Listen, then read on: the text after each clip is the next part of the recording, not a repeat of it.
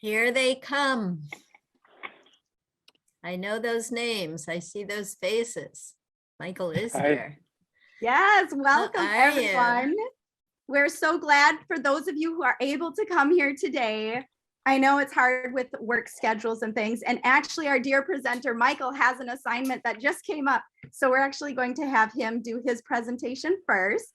Our dear moderator Emmanuel is here again with us today, and for those of you who don't know, he is a trained communicator and passionate storyteller, an excellent moderator. And he has the special focus on smartphone storytelling, which is a really cool niche. And he's also co-founder and communications director at Mobile Journalism Africa. So we're glad to have him on the team. And Emmanuel, over to you. Thank you. Thank you so much, Brittany. Good afternoon, good morning, good evening from where you are this first Thursday of the year 2022.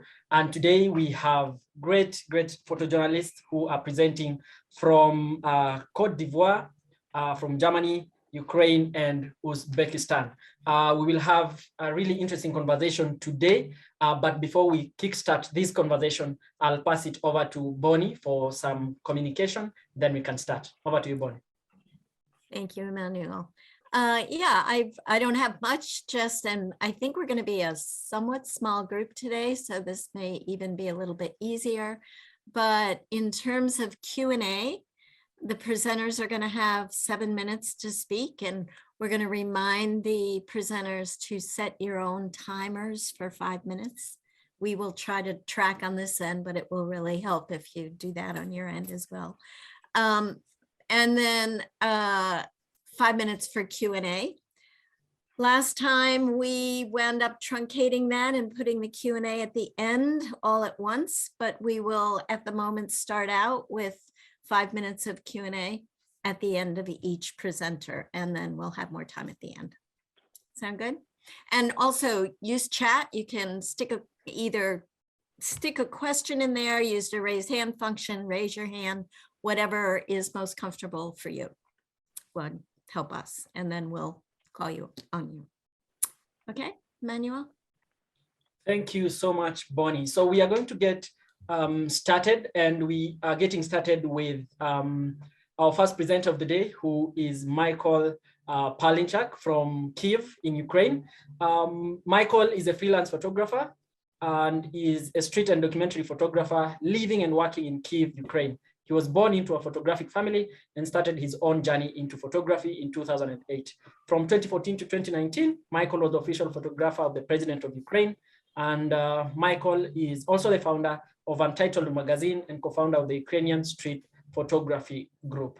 Let's get to hear from Mykhaylo. You're welcome. Hello, everybody. Nice to see you. Hope in few months to see you offline, everybody, and to chat with you.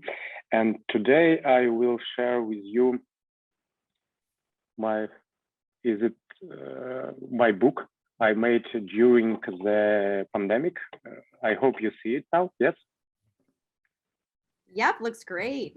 Okay. So I will show you the video of the book, and in parallel I will tell you how everything will start. So from the first day of pandemic in Ukraine, I received an assignment from Ukrainian magazine to document how the urban space changed because of the quarantine. And you know, as in all cities, it becomes immediately empty. Everybody was afraid. They stay at home. All public transport was closed. Only taxi was working, and it was very expensive to get somewhere. So I mostly walk around my home and maximum 5 kilometers around. In parallel, as already was told, that I'm one of the co-founders of Ukrainian Street Photography Group. Another 4 photographers from Ukraine was doing the same.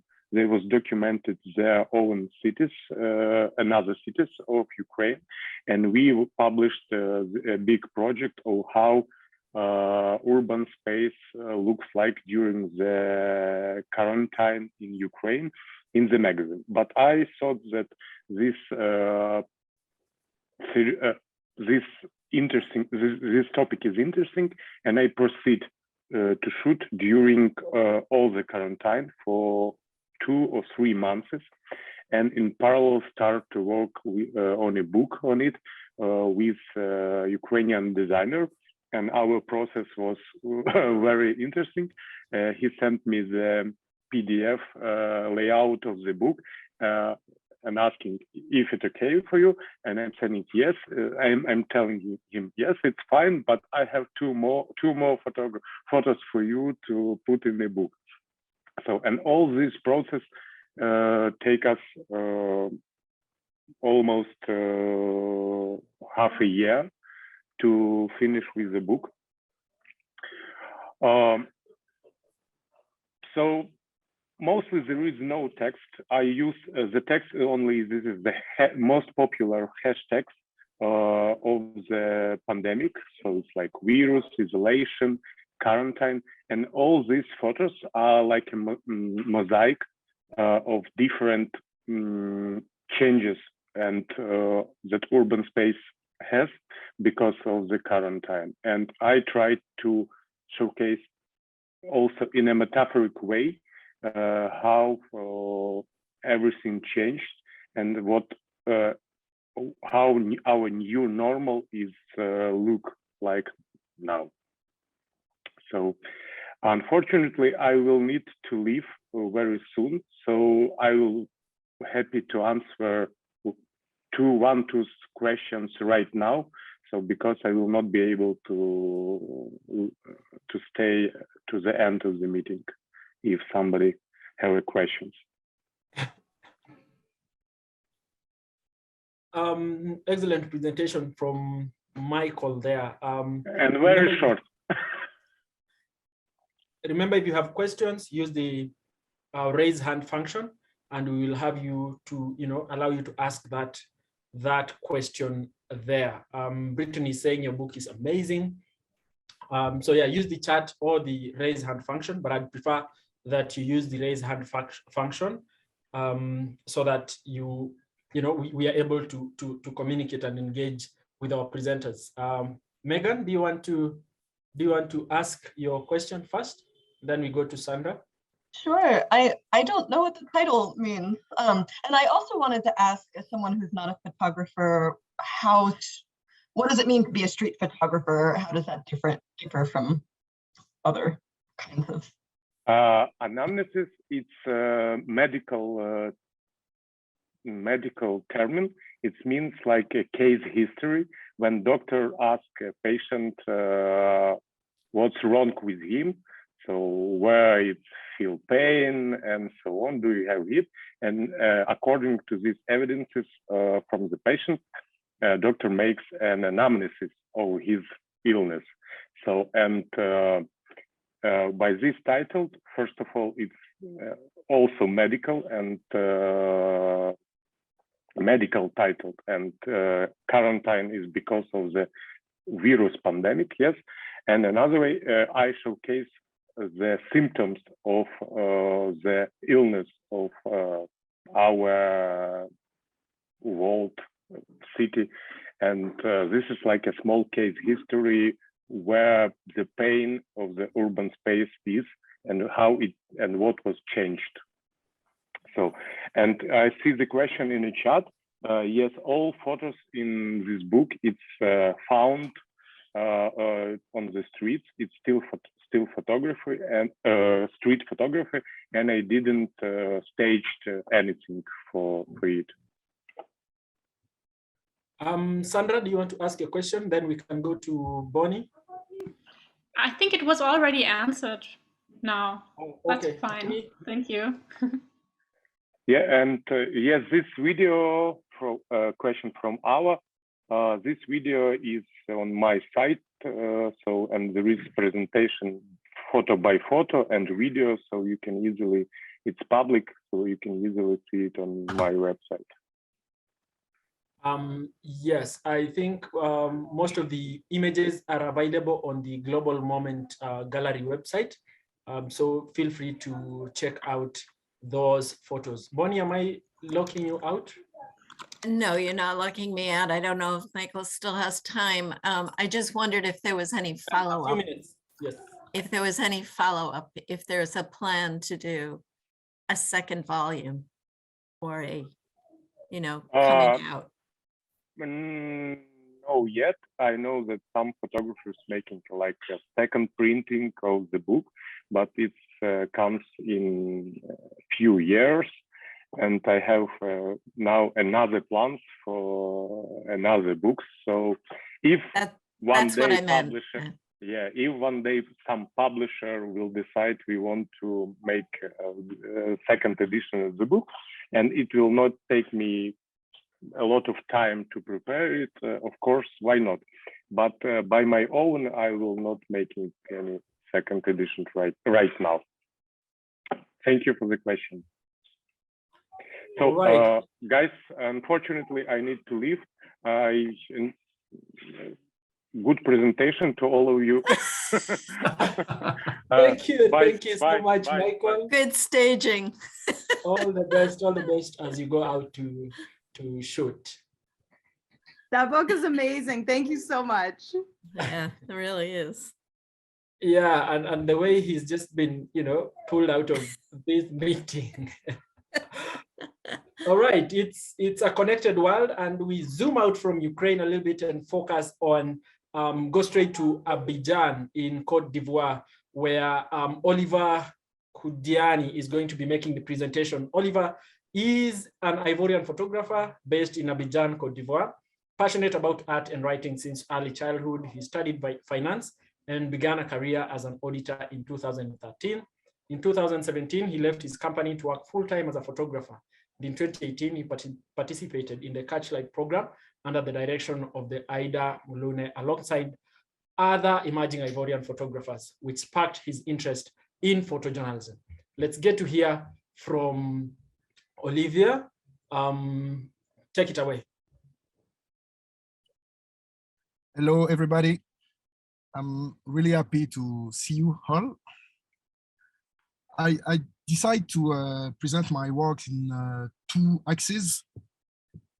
The first one is it's the surprise and fear, because at the beginning of the COVID, we was surprised and afraid about this disease. In my country, we didn't have quarantine, but we have a curfew. So like you see on the picture, the street is empty because of the curfew, and I decided to document this part because it was amazing, because every day the streets are full. During this time, people stayed at home. This is 1 year after the first pictures during baptism, and as you can see on the pictures, everybody is wearing masks and respect the measure. This is the beginning of the second act of my presentation. Live and deal with the pandemic. These pictures is the first day of the cultural festival called Abissa, and you can see no one was wearing a mask, because at this period the number of cases is going down, so people begin to live and hope. This picture and the next one, it's about what Abisa means for the population of this area. Abisa is represent the new year for these people. So in this new year, all the old one transmits power to the next generation. So you can see on the pictures the link with the three generation, the old one, the youngest one, and the actual generation with the link. Yeah, and Abisa is also about dancing. So when the drum is playing, you can see the people dancing and turn around the musician. Yeah, this is a part of my project during Abisa. This is Paul.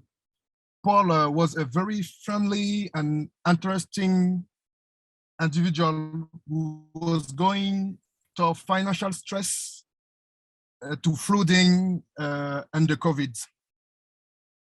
His sales were decreasing, and he was thinking of closing his shop.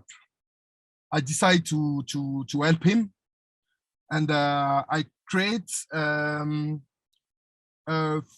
photo set for bring more people to see his work and buy something. Next picture. And I decided to fix the contribution of the project for each people who take photo at 17 cents, but it's 100 francs CFA. Yeah, you can see the studio that I make in the pictures. This is Paul front his shop. Next picture, please. And these girls help us to clean the space. So it is the first people who take a picture, who take a photo in our set. End of the day, 800 photo later, Paul was so happy, and decided to play a sound for us. Thank you.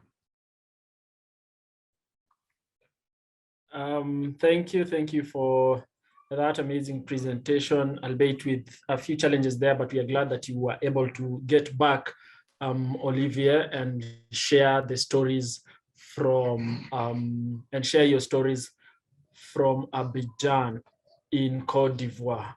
If you have any question, kindly use the raise hand function. Let us, engage our presenters, ask those questions, give comments, so that we are able to also share these experiences, because like I said, it's a connected world. So we want to share all these experiences, even though some are similar, all the way from Ukraine, are the same as the ones that Olivier experienced in Cote d'Ivoire. Let me ask: is that photo studio still up and running at the moment? No, it's just for one day. Okay. He decided to keep the set, but the experience is just for one day. All right, Yusuf, please ask your question. No, my question is just like you were asking about the studio just now. I just want to know if it was like the same in Guinea. When the COVID started, people don't take it serious in Guinea. In fact, that makes some of us don't have good pictures. And up to today, people don't take it serious. I just want to know if it's the same in your country, if it's the same situation that we are finding ourselves. Yeah, it's the same situation. It's the same. Yes, it was the same situation, and is occurring now in my country. The government are are trying to find solution for are looking for solution to reduce the case, because with Omicron, the cases are going up too, like the beginning of the COVID.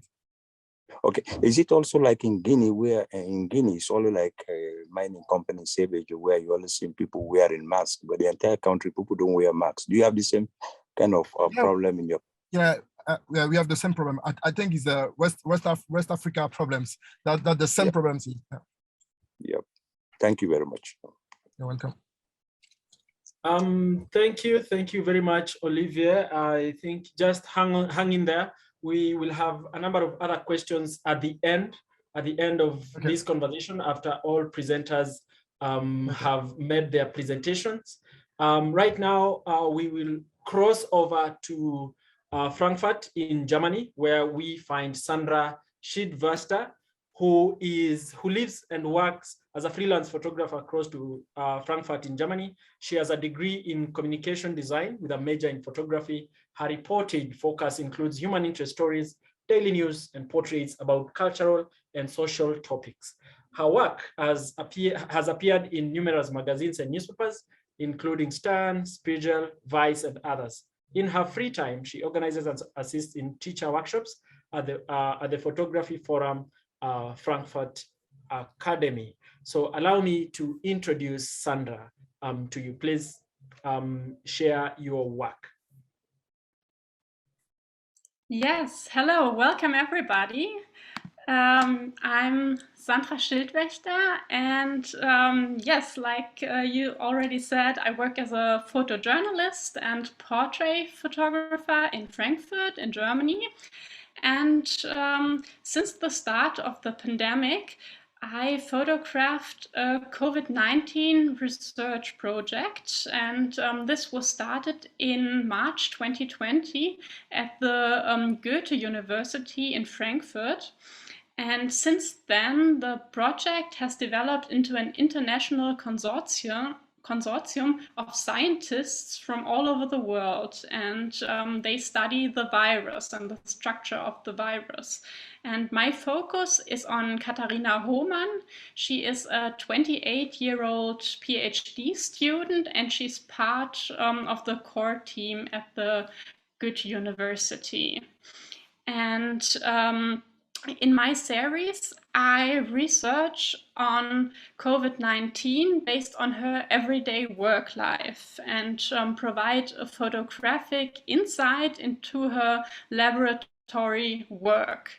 And my work roots in my photojournalistic view and is narrative and documentary at its core. And I took the role of a watching observer. And yes, with these images, I hope to open a window into the reality of how scientists cope with the virus and help them to gain visibility in for their passionate commitment. And here you can see Katharina Hohmann working from home, taking part in an international Zoom conference. And I hope my series will highlight the benefits of an international collaboration of scientists rather than working competitive to reach their common goal in paving a way for new drug discovery. And my photographs should represent an inventory of medical developments, and they should visualize and provide a record of this exceptional situation of the COVID-19 pandemic. And yes, here you can see Katharina Hohmann on the balcony of the lab, and you can see the skyline in the background, and she is just taking a break after a long shift in the lab. And this was a free project, and it was published in the magazine Stern. And I've also photographed Germany's first COVID-19 drive-through in Groß-Gerau in October 2020, where people could drive through in their own car and could be tested for COVID with as less contact as possible, to avoid that people enter any medical institution and to prevent further infections. Yes. And yeah, after I talked about the aspects of COVID-19 research and avoiding infections through testing and how science run at full speed, one of the businesses that also suffered in the pandemic was the gastronomy, for example, and its restrictions. And the restaurant owners had to be really creative and had to have creative ideas to cope with the contact restrictions. And one restaurant, for example, set up class houses so that every household which was able to meet each other, which was allowed to be together, was able to sit and eat and drink in their own little isolated space. And that was also in October 2020. And yeah, COVID-19 restrictions not only affected the restaurant industry, they also, for example, had an impact on politics. And in my home country, in my hometown, there was a political assembly that was held at our municipal swimming pool, because you were not able to be inside to have the assembly indoors, because you were not allowed to meet indoors with so many people. And so it could not take place in the room they usually use. So this was at the swimming pool. And yes, family life was also affected by COVID-19, and this is an extract of a long-time project about a family in which both parents are blind, and they have 3 non-visually impaired children. And I have accompanied them in their everyday life since 2015, so for a long period of time. And these photographs were taken last summer, where the situation in Germany was stable with not too high infection rates. And the family was able to do a day trip in their city, and I accompanied them to the climbing hall. And both adults and the oldest son, who is 15, have climbing certificates. So they are able to climb and able to secure the children and each other. And yes, inside the climbing hall, you had to wear face masks, but when you were climbing on the wall, it was okay to leave the mask out. And yes, I hope I could give you a little insight into my photographic work I took during the pandemic. And thank you very much for your attention. Thank you very much as well, Sandra, for sharing such incredible pictures, incredible stories behind these pictures. Maybe I'll just start off with a question to you. How different was it working around stories, documenting, stories related to COVID-19, to, doing other stories before the pandemic? How different was that? What changed for you?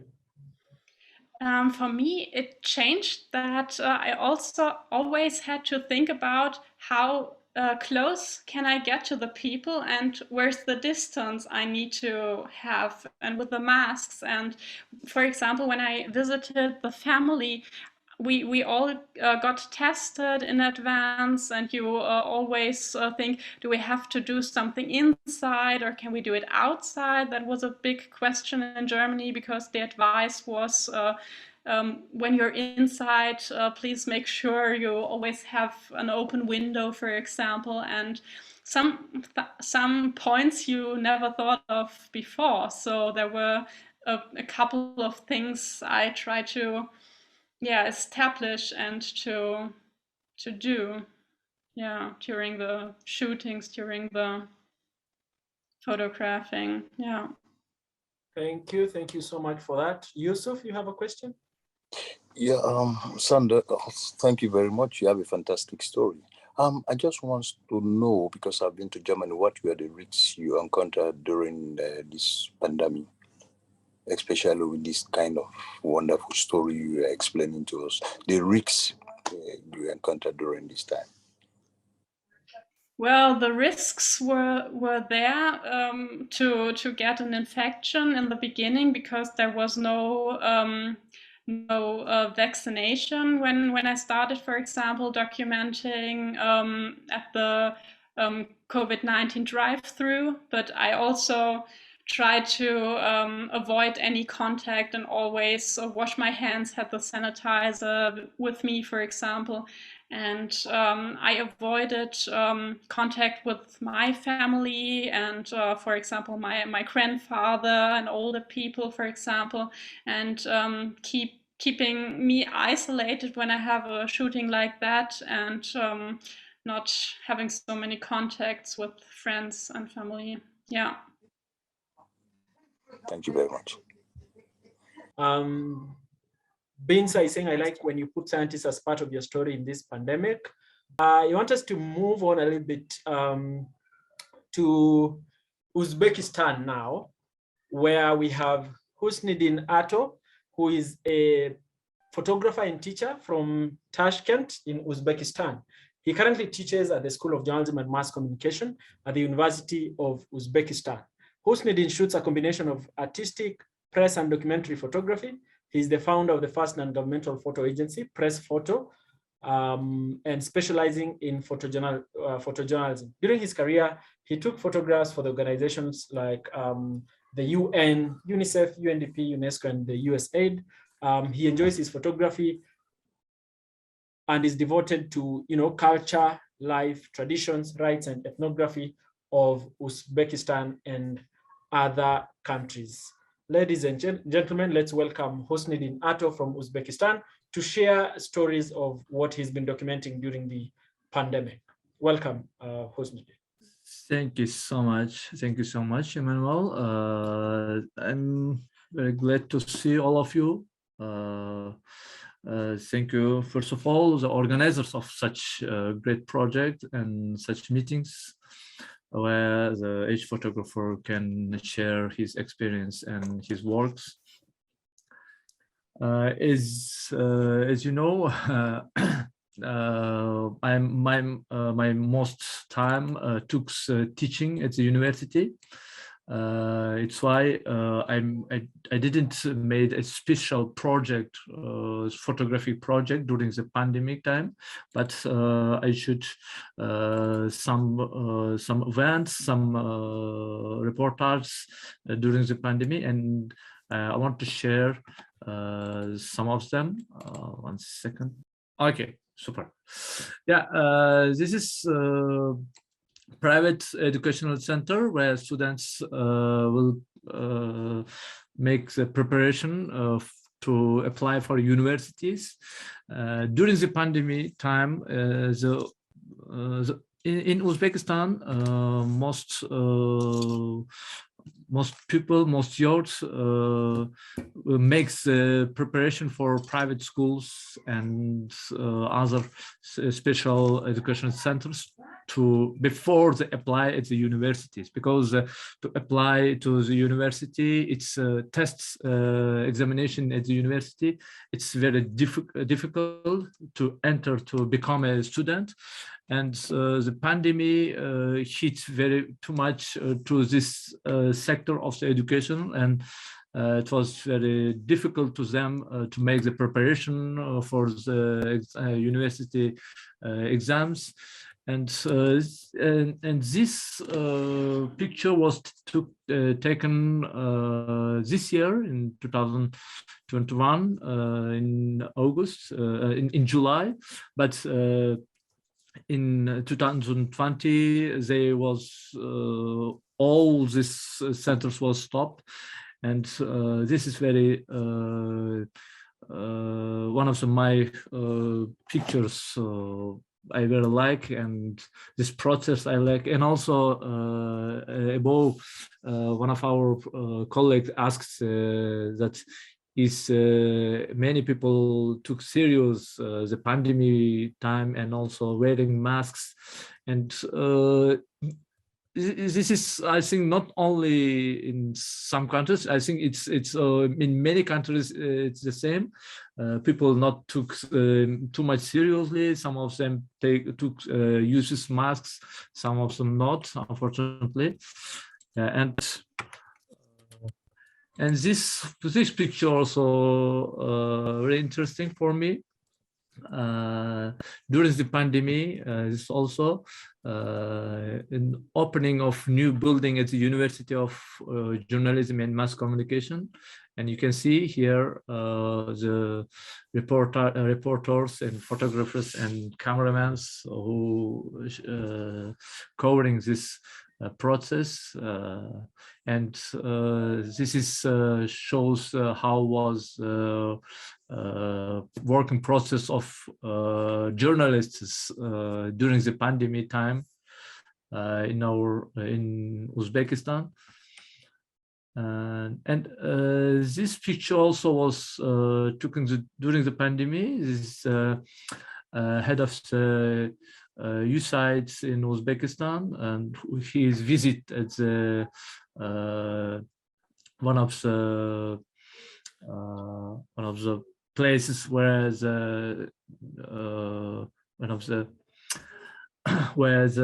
they works as agricultural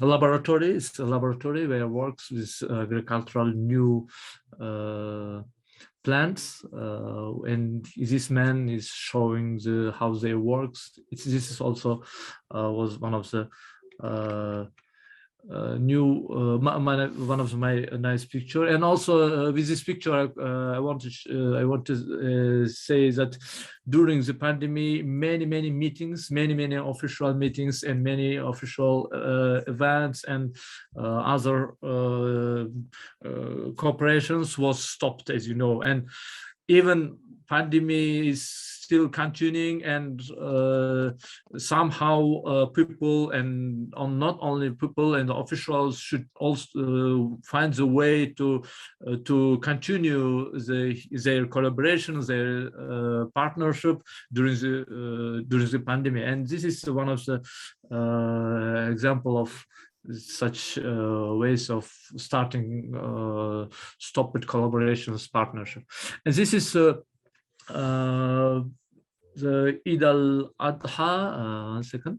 This is Eid al-Ramadan, where the first time they had able to read Eid al-Ramadan together after the pandemic.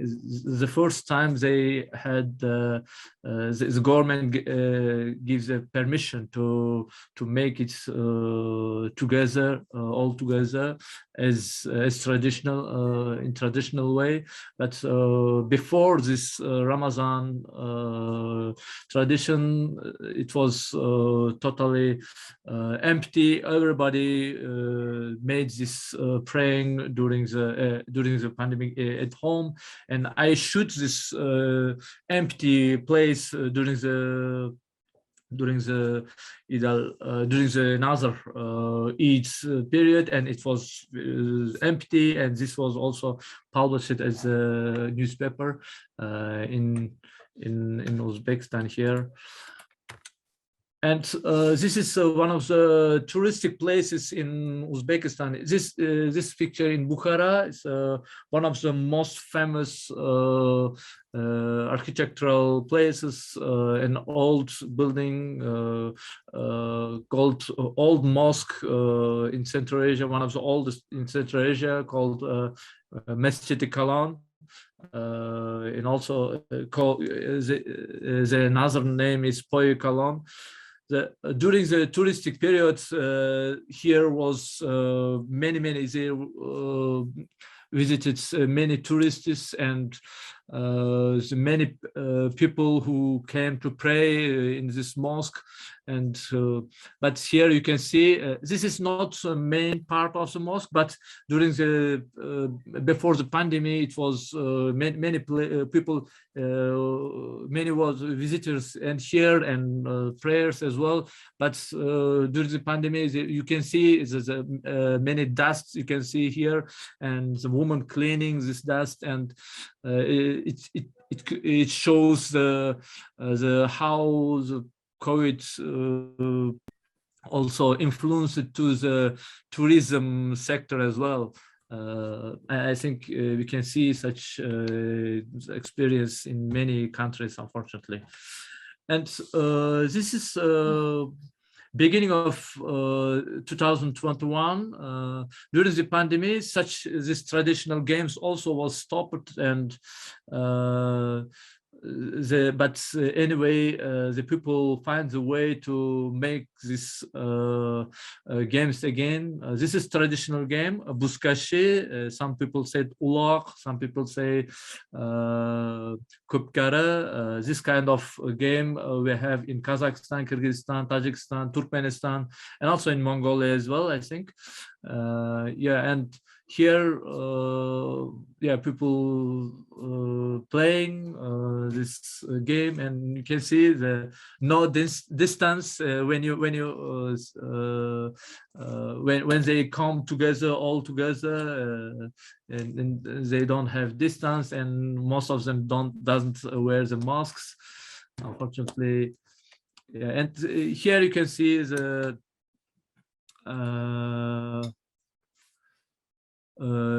shepherds, and when pandemic started, people doesn't had enough information when we should wear a mask and where we should wear mask. And here you can see even he only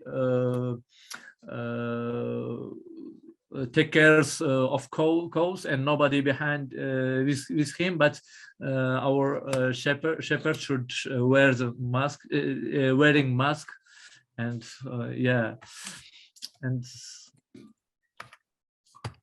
thank you so much. I'm sorry if I'm too long.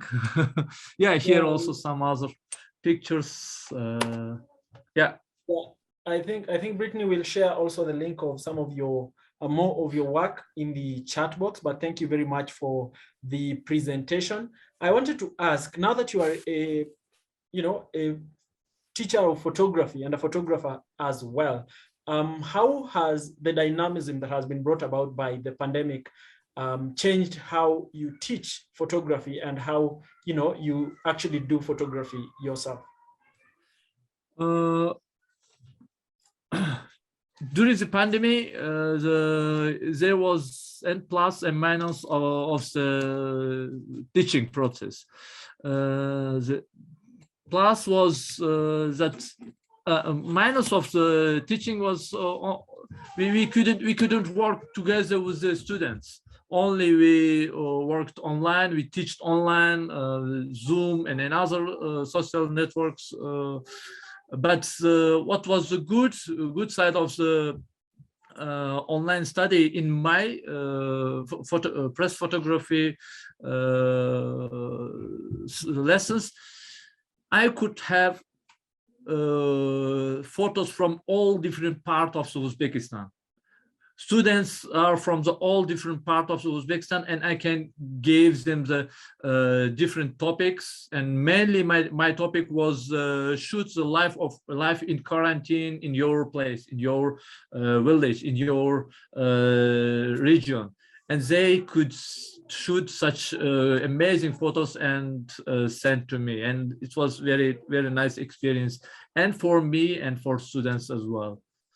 And for myself, as my main time, I'm busy with the university, and I didn't make the very big projects, but it's the same during the pandemic. I should care by myself. I should follow the rules of regulations of the pandemic period. It was I think it was always it was the same as any press photographer in the world. Thank you for that. Binsa, do you want to ask a question? I think I'll read the question. Binsa Bakra from Indonesia, I think, was asking, Ato, I see no really straight restriction in your country. How exactly the impact of the pandemic there? So I think they're asking about the impact of the pandemic in your country. If you are, thank you for the question. If the impact of the pandemic, it was, in my view, it's the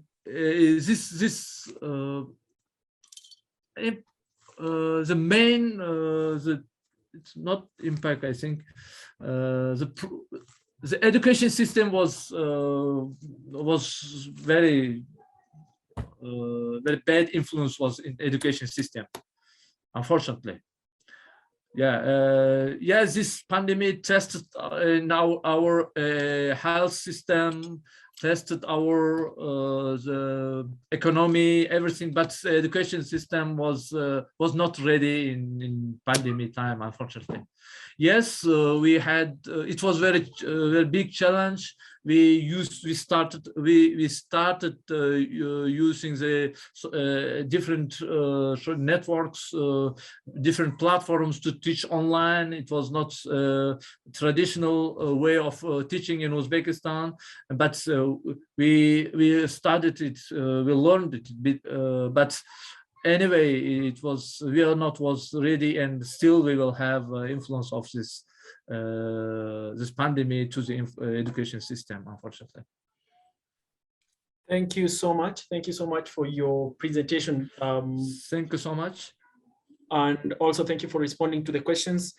We want to open now the chat for everyone to ask questions to all the presenters. And I'd wish that we start with the question that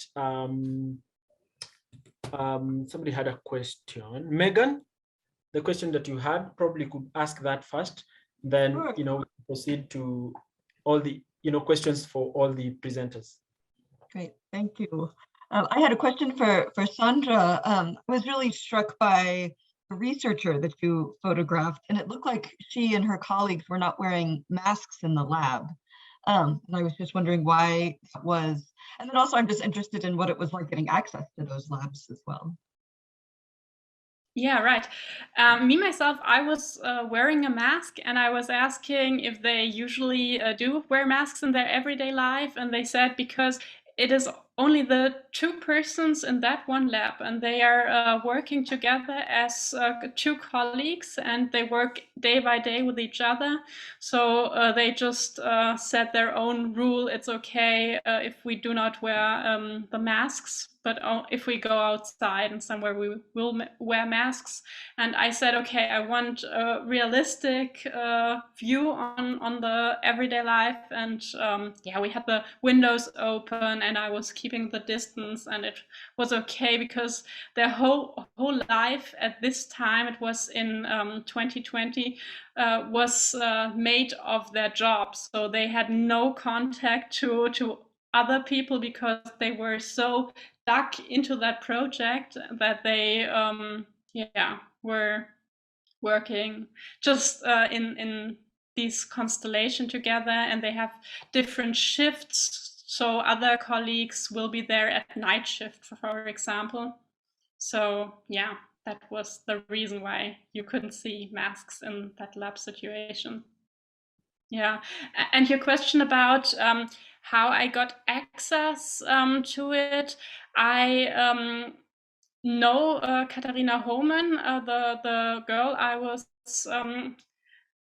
photographing, and she told me that there's a project going on about COVID-19 research she's working on at the lab, and I thought that is such an interesting topic and it's so relevant for the whole world, and it was such a great thing that she was part of that core team of the whole world consortium. And I contacted the professor of the university and we Zoomed together to get to know each other. And I just told my plan and said that this would be a fantastic project and that I want to share it with different medias and the world. Yeah. That's incredible. Thank you for that, Sandra. Now I have two questions, but I'll ask the first one and then open it up for someone else who will have another question, then come back with my final question.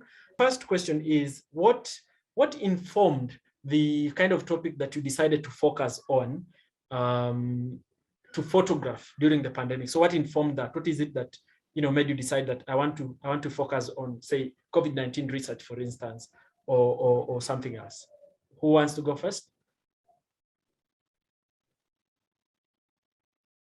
Sandra, do you want to start? I can. For example, with the COVID-19 research, it was for me so interesting that it was a girl, on a girl's perspective, that it's not always an old man with white hair, for example, and that there are a lot of young, really engaged people working international, and that was just my aim behind it, to show and to share their commitment to their work. Thank you very much indeed. Who wants to go next? Husniddin?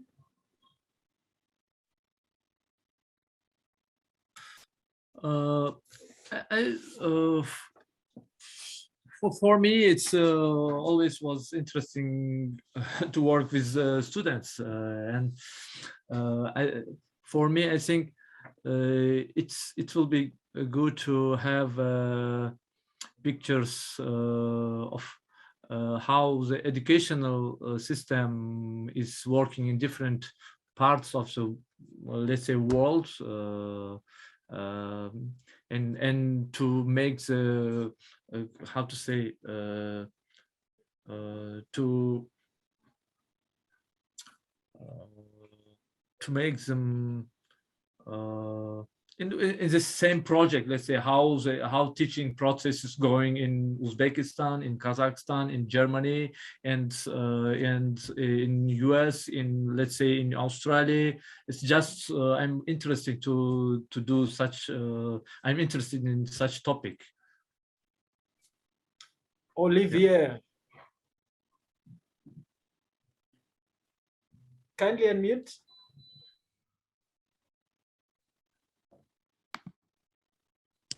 Hello? Yes, now we can hear you. Yeah, please, Emmanuel, can you repeat the question, please? I was moving out my car. Okay, so I asked what informed the type of, the topic that you decided to photograph? What informed that, the choice of, your focus area, even as you were filming during the pandemic or taking photographs? Life, family, kids. This is my. Hello? Yes, we can hear you. Yeah, yes, because life, family, and kids, because we was not. It's a new situation for all the people around us. So. Okay. Thank you so much. I think Megan, you had a question. I did. This is for Husniddin. I'm realizing that we have participants from Uzbekistan, Kazakhstan, and Kyrgyzstan today, which is fun. And I'm just curious, what were borders like? What have border crossings been like during the COVID period? I mean, is Uzbekistan on lockdown? Are you able to? I think Daniel also here. Borders control during the pandemic was, unfortunately, it's very difficult. It was closed, and also until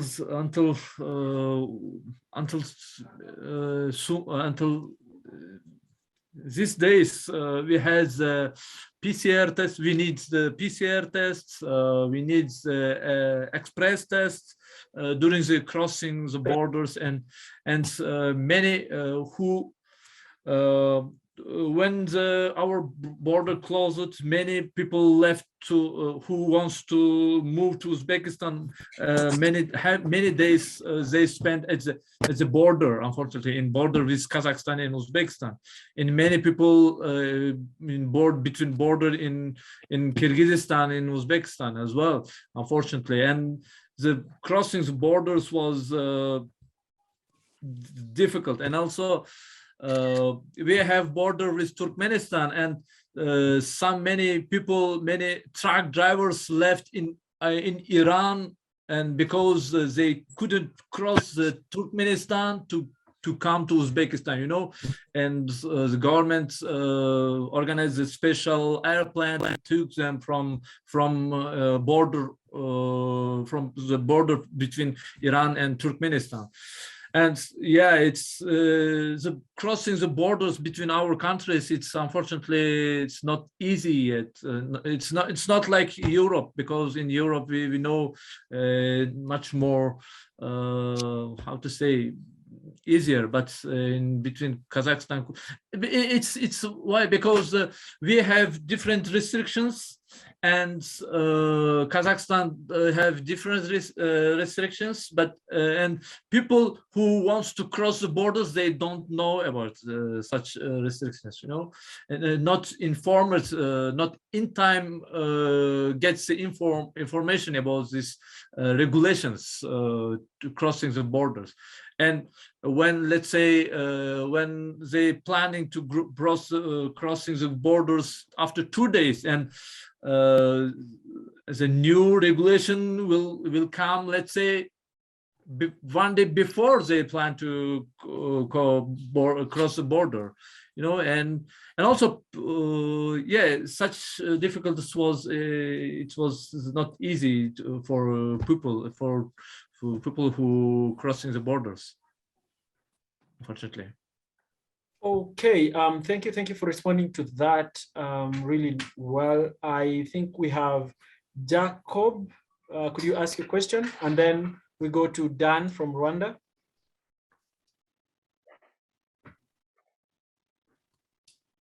If you could, please unmute. Or I could just read for the sake of time. So Jacob is asking Oliver, did your intervention help boost Paul's business? Please unmute, Oliver. Yes, I guess my intervention helped Paul, because during this day he sells more product than 2 months before. So I think I was helpful. All right, thank you very much. Dan from Rwanda is asking, Ato, I saw some of your work taken in the village. How was it easy to reach there during the COVID era, or your country have a lockdown? During the lockdown, it was impossible. During the lockdown, it was impossible, and only the people with serious reasons who going to doctors, who going to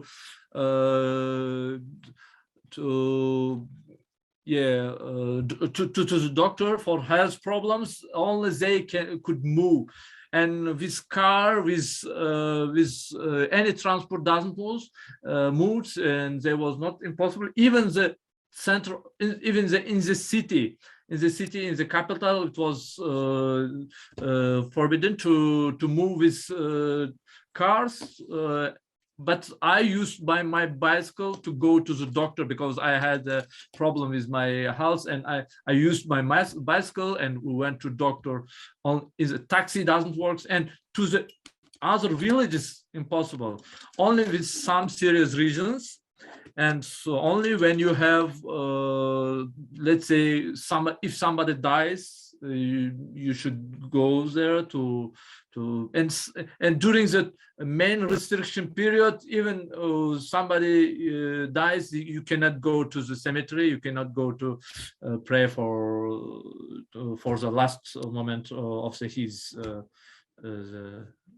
last moment of his life, unfortunately. Yeah.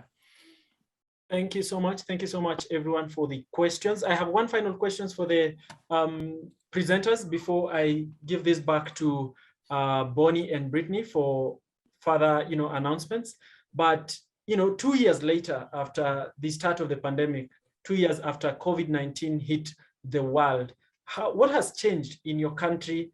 And even for you as a photographer, what has changed in the way you used to, cover the pandemic in 2020 and today in your country?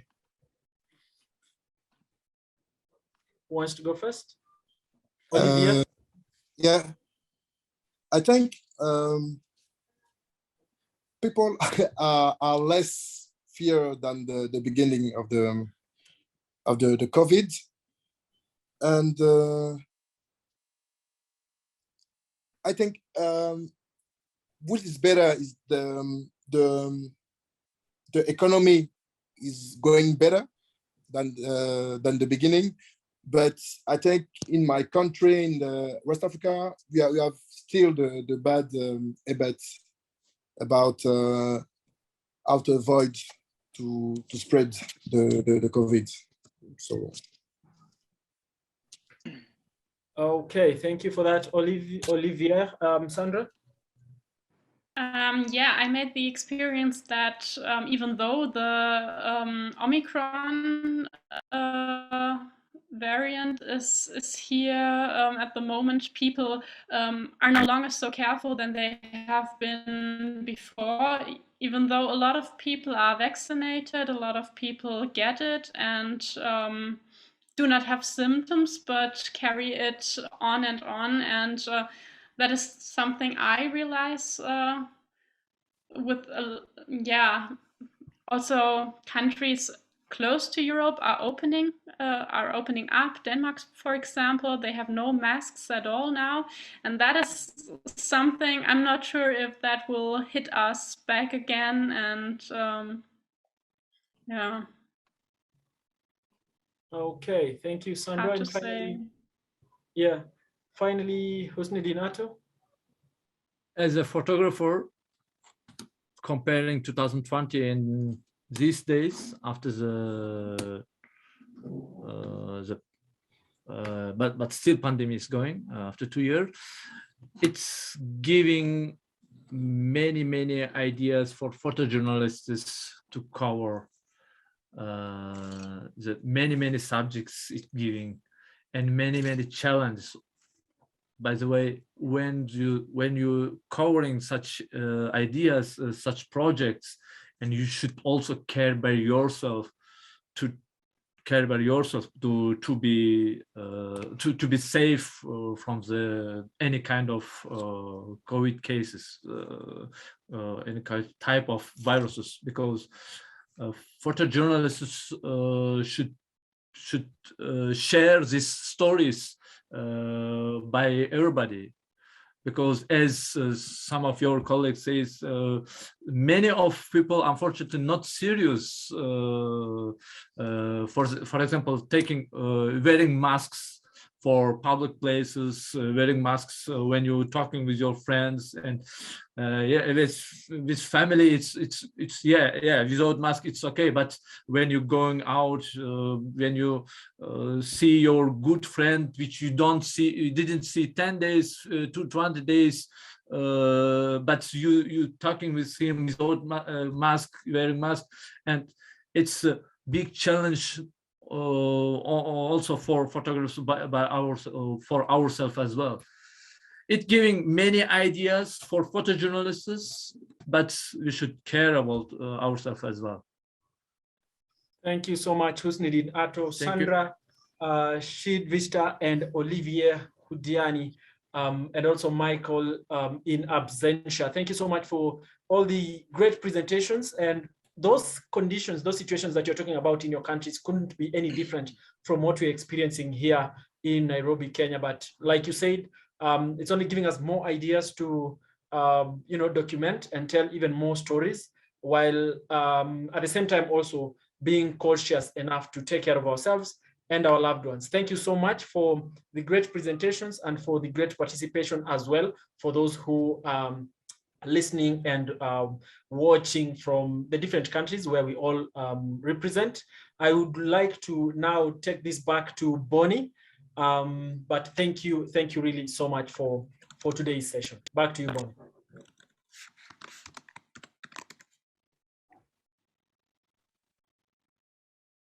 Bonnie, you are muted.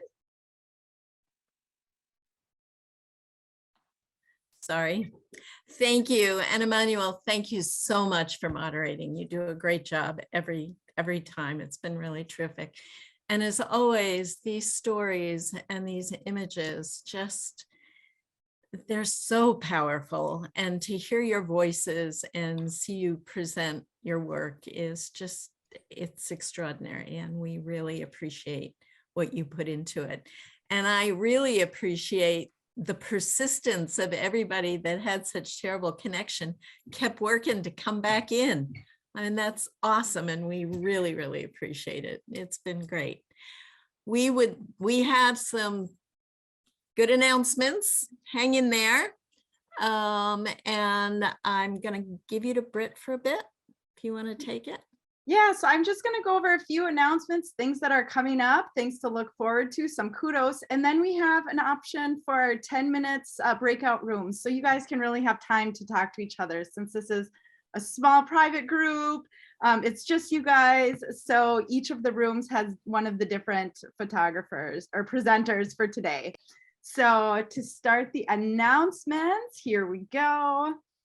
So our next event is going to be 2 Saturdays from now, Saturday, February 19th. Bonnie, do you want to tell us about the World Tour Series? I do, and this came directly from suggestions from you folks about wanting to learn more about each other and where you live and your families.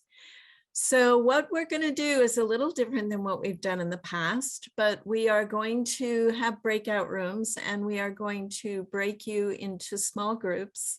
And in each group will be an American family as well. And we are going to ask you to host them. If you were here in person, you would be invited into their homes to be hosted by them, but we're going to turn the tables on the American families and ask that you do that piece. But we will send out more information on this. And I think that it's going to be a very interesting conversation. We're going to look at 3 primary questions. One is, what were the challenges or losses you experienced as a family during COVID? What have you learned during the period of COVID? And what have been your gains? What have been the things that have really been positive that have come out of it as family? And you can define family any way you want. And we absolutely encourage you to bring family with you. I think hearing from youth, hearing from the grandparents, hearing from the spouses and aunts and uncles, whoever you would like to bring would be great. So that's going to be this month. And these home hospitalities in the US are some of the favorite parts of the whole program. So this is the virtual version, and we just thought it was so fun to try to meld this around some of the ideas that you guys had. So looking forward to that. And then our next Global Moment Gallery is going to be with these fabulous folks, Etienne, Max, Mankitsa, and Roland. And we have our fabulous moderator again. So that will be in exactly 1 month from today. And when I send this out, I'll include the link to add your photos to your global gallery as well, if you haven't already. And we have some new opportunities. Our local organizer in Minnesota called Global Minnesota has a project this next Saturday, February 12th, where they have a famous photojournalist who works with the university gathering 20 high school students who want to practice their interviewing skills as well as hear your stories, to have 3 people on a panel and as many of you as can come to be part of the interviewing and the conversation afterwards. So that's 1 hour, and it's at like in your local time, about it would have started 15 minutes ago. So you can get a sense of what time that is, and we'll send out more information and a link to sign up, and then they'll be in touch with you with more details. And we're also doing another engagement opportunity that was also sparked by ideas that you guys had. Welcome to my world. So we'll come up with a little more details, but we'll just ask folks to record 1 to 2 minute video showing something in your world. I wish I would have done it when I was winter camping. I didn't take a video, but I'll do another one somewhere else. And just something interesting and fun, and we'll start incorporating those into each of our different events that we have together. And we welcome you to check out the bridge. We'll be putting a link to this video on this bridge's events page, so you can check that out. It's private link, so just make sure you don't share that to people outside of our group.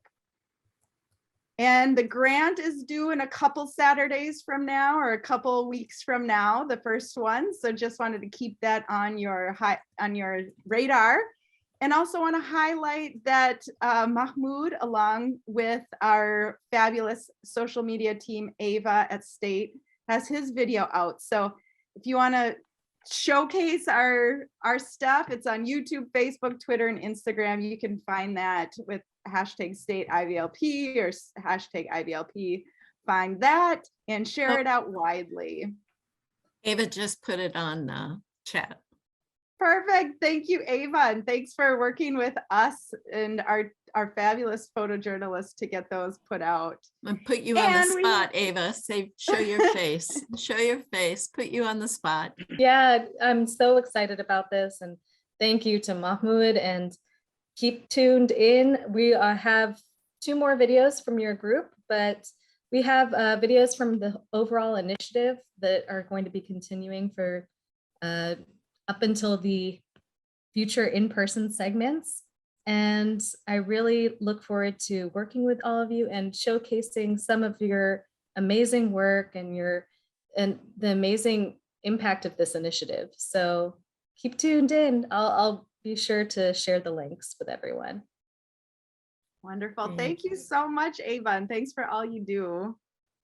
And we just the last announcement before our breakout rooms. Happy birthday to our February birthdays. We have quite a few this month. So yeah, everyone come off camera and come off mute and say happy birthday. Brittany, we're doing a screenshot. Yes, I'm gonna close this out so we can do a happy birthday screenshot. So everyone, if you can come off, who would like to come off camera or come on camera? Birthday. Happy birthday. Happy birthday, everyone. One more thing. There's a birthday wish from my daughter. Please. Oh, Happy birthday! yay! Happy birthday! Oh, that's gonna be the best Excellent. recording. Excellent.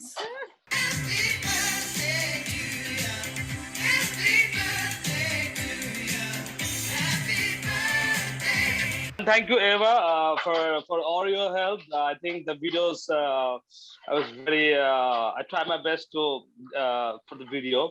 Thank you, Eva. Yeah, it looks great. It's on our YouTube page, and we also have updated our ECA at state.gov website for the global moment in time, and it features your image, and your video is linked to that as well. Yeah, thank you for your help. No problem. So fantastic. Oh, so I'm going to open the breakout rooms now for 10 minutes for you all, and then we'll come back into the main room just for a few more minutes if anyone wants to say any last words with each other. So have a good time. Bye, everyone. Yes.